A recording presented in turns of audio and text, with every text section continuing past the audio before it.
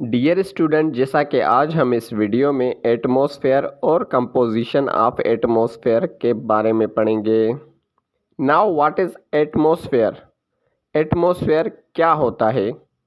ज़मीन के इर्द गिर्द एक लेयर होती है गैसेस की, जिसको एटमॉस्फेयर कहते हैं।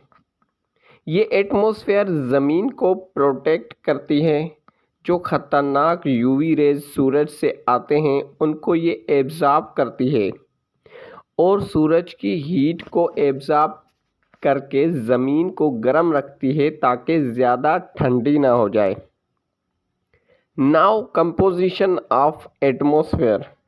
एटमॉस्फेयर में 78% nitrogen gas, 21% oxygen gas, 0.9% argon gas, 0.03% carbon dioxide gas और कुछ वाटर वेपर्स और डस्ट भी मौजूद होती है एटमॉस्फेयर में या एयर में।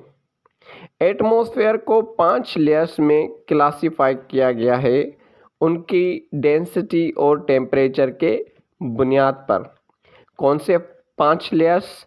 ट्रोपोस्फेयर, स्ट्रेटोस्फेयर, मीजोस्फेयर, थर्मोस्फेयर और एक्सोस्फेयर। ट्रोपोस्फेयर और स्ट्रेटोस्फेयर को नेक्स्ट वीडियो में डिफाइन करेंगे, पढ़ेंगे।